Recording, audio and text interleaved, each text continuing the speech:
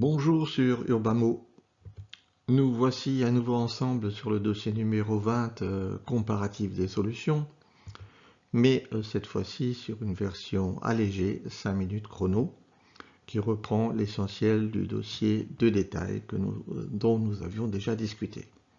Mais vous retrouvez évidemment tous les détails dans ce dossier-là.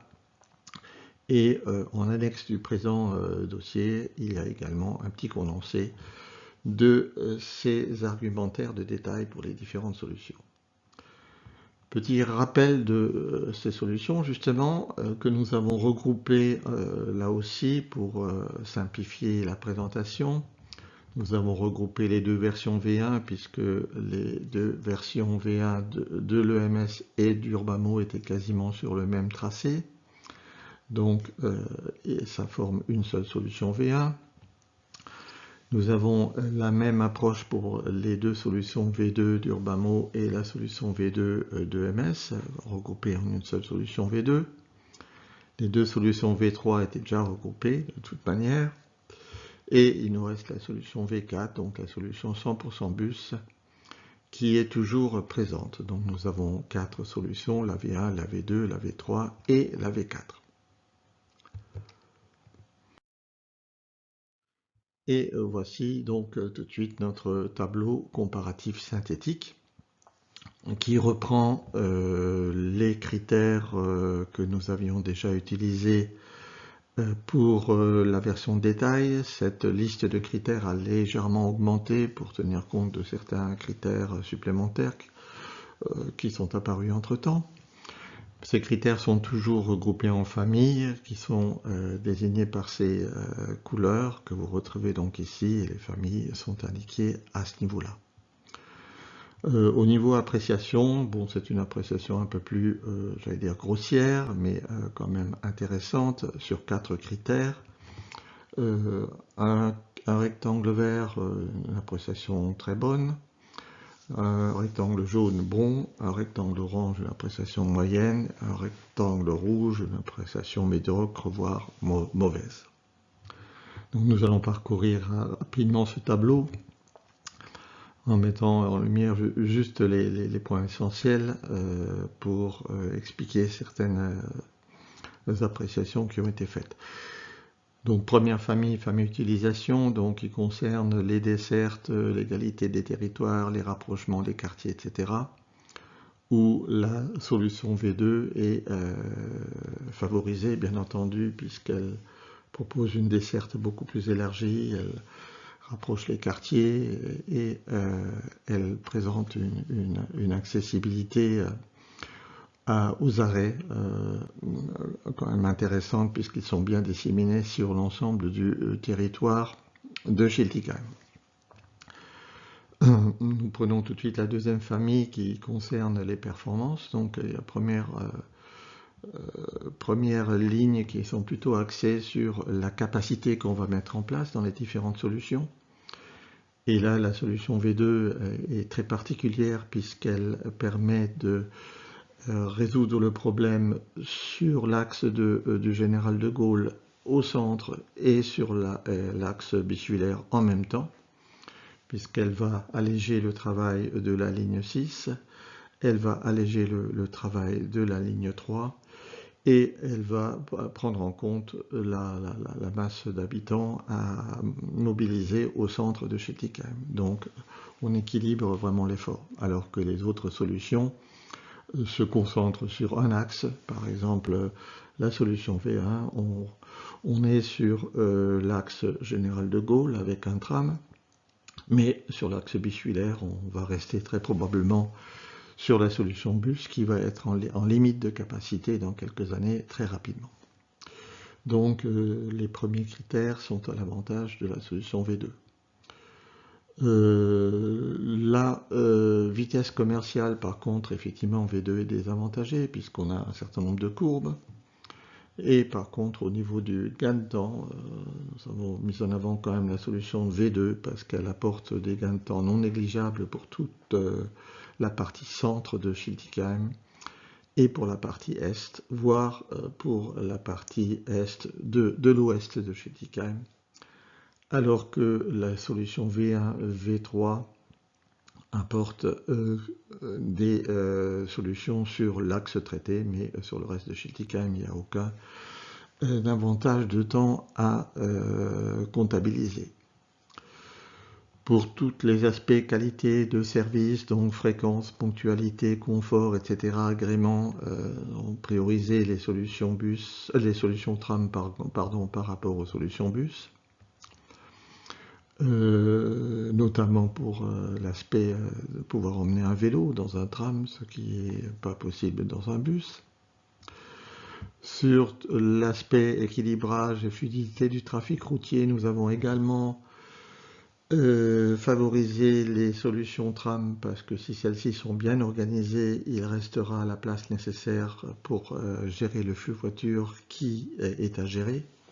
Ce qui n'est pas forcément le cas dans la solution bus, puisque l'espace routier sera fortement monopolisé par beaucoup de bus. Donc il restera relativement peu de place pour les voitures, ce qui fait que cette version n'est pas forcément gagnée pour la gestion du flux routier.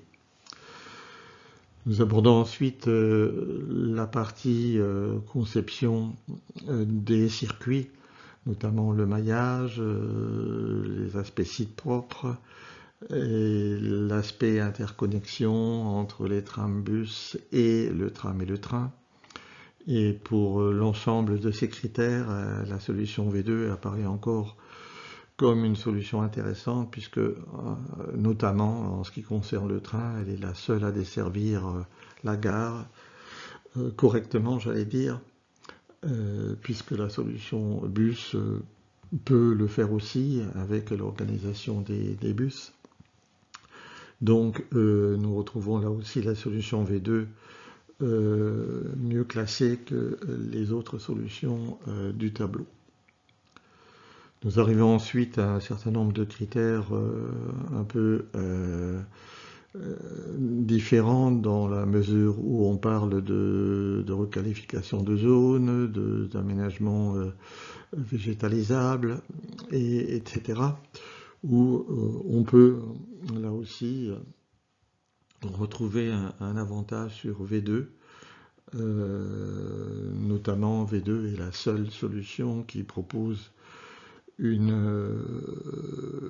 augmentation de la couverture végétale importante au niveau de la médiathèque, où il n'y aurait plus de voitures, il y aurait juste un tram circulant dans un secteur totalement végétalisé. Nous avons ensuite le chapitre concernant la technique et la réalisation, où nous pouvons voir des différences sur la construction des ponts, notamment le pont SNCF, les ponts SNCF route du Général de Gaulle et celui route de Lauterbourg,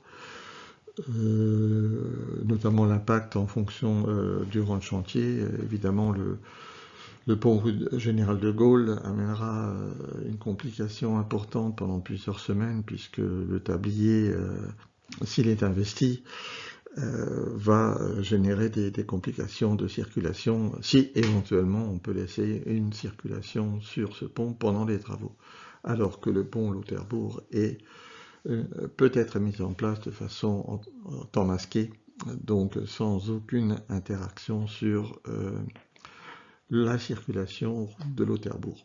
En contrepartie, la solution bus est très intéressante puisque les travaux à réaliser sont relativement restreints. Nous arrivons ensuite à la dernière famille, la famille des coûts, et avec des avantages, une notation entre guillemets mauvaise pour V2, puisque forcément V2 étant 800 à 900 mètres plus long que V1 et V3, V2 sera plus cher que V1 et V3, pardon. Et corollaire aussi de circuit V2, c'est que comme il comporte des courbes, la maintenance sera peut-être un peu plus délicate ou traditionnellement plus importante sur des tronçons possédant plus de courbes. Donc voilà globalement ce tableau comparatif visuel qui permet une approche un peu plus grossière, mais malgré tout intéressante de cette comparaison entre V1, V2, V3 et V4, et qui confirme tout à fait le tableau détaillé qui avait été fait dans le dossier détail que nous avons pu présenter précédemment.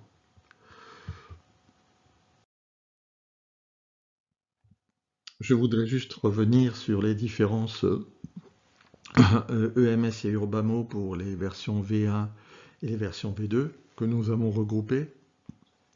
Nous les avons regroupées pour simplifier la chose, mais il y a quand même des différences entre EMS et Urbamo, notamment sur deux points importants. Le premier étant le terminus nord qui est positionné différemment dans les deux solutions et où nous avons un certain nombre de remarques, disons, qui ne vont pas vraiment dans le sens de la solution EMS en ce qui concerne donc cette implantation. Donc voilà une différence. Et une autre différence, cela concerne l'organisation de l'espace de mobilité, puisque l'EMS est surtout en double voie, sauf une toute petite portion en monovoie dans la version V1, alors qu'Urbamo propose l'intégration de plusieurs circuits en voie unique. Alors cette double voie, elle a forcément un encombrement plus important, donc on a besoin de zones mixtes, puisqu'on a deux voies de tram. Il y a au moins sur une voie de tram des zones mixtes à prévoir, c'est-à-dire une circulation de plusieurs véhicules, voitures, bus, donc tram, camions, etc. Donc on n'est pas en site propre tram tel que nous le connaissons à Strasbourg, hein, dans cette solution EMS. Du fait de son encombrement, elle nécessite des démolitions de maisons, hein, évidemment, et des achats de terrain supplémentaires. Elle propose une possibilité moindre de végétalisation du tracé puisqu'il est mutualisé avec d'autres véhicules, notamment des bus et des voitures. Elle a un coût d'infrastructure plus élevé puisque deux voies sont plus chères qu'une seule, même avec des aiguillages. Mais effectivement, elle apporte une gestion simplifiée de la circulation des trams par rapport à une version à voie unique. Bon, ces différences font que, effectivement, dans la notation de détail que nous avons vue ensemble, les versions V1 EMS et V1 Urbamo ne sont pas notées de la même façon. Et même remarque pour les versions V2, mais la notation est très proche, mais elle n'est pas la même. Donc ayant fait tout ça, nous allons pouvoir rassembler les éléments et voir la solution donc complète proposée, qui serait donc pour le raccordement de Schiltigheim de cette façon-là, donc la desserte de Schiltigheim, qui arrive donc en version V2, qui arrive sur Strasbourg avec un raccordement sur le tram C au niveau du faubourg de Saverne. Donc le tram C avec son circuit existant passant par l'Homme de Fer, par Broglie, République, Gallia, etc. Donc ça c'est premier point, c'est comment organiser ce raccordement de Schiltigheim sur Strasbourg. Le deuxième point était un des objectifs de l'Eurométropole, c'est avoir une liaison gare-université.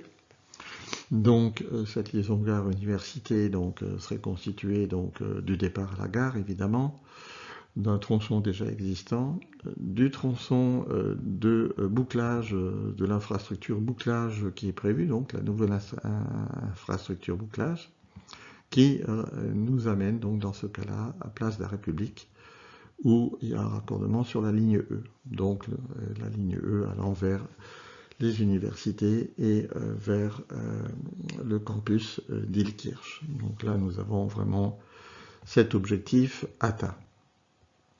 Ensuite, le troisième objectif, qui était la gare vers les Wacken institutions.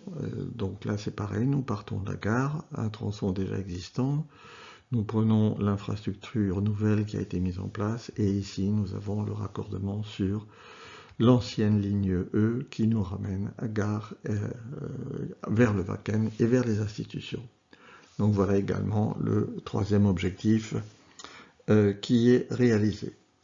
En passant, on peut dire qu'on a allégé aussi l'homme de fer, puisque le gros flux étudiant vers les universités ne passe plus par la ligne C, mais passe par la ligne E. Donc on a remplacé ce gros flux par un flux moyen, je dirais, de Schiltigheim, et le gros flux université passe maintenant par la ligne E, par la place Haguenau.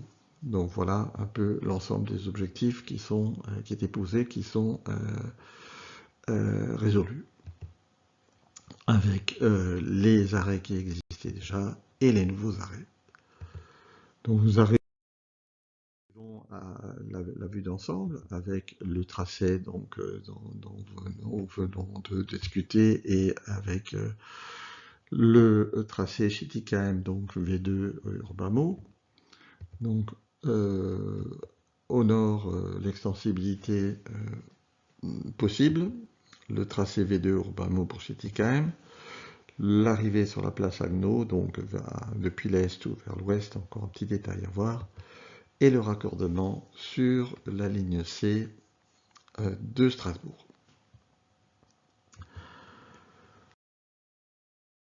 Voilà, donc comme je vous disais au départ de la présentation, j'ai fait un petit rappel des arguments détaillés qui ont amené à toutes ces notations, à ces notations de détail et ces notations un peu plus grossières que nous venons de voir à l'instant. Donc, premièrement, voilà la solution V2 Urbamo qui était classée première. La solution V1 Urbamo qui était classée troisième, puisqu'en deuxième position nous avions la solution V2 EMS.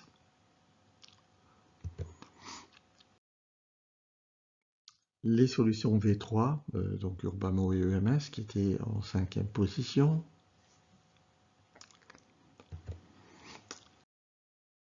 Et la solution V4, donc la solution 100% bus, donc sans tram, qui était en dernière position de comparatif de détail. Donc voilà, ce comparatif rapide, bon, pas aussi rapide que j'aurais espéré, mais bon, quand même fait des progrès. Et je vous remercie pour votre attention et j'essaie de vous produire encore d'autres vidéos Urbamo pour éclairer le débat sur le tram. Donc à bientôt, merci pour votre attention.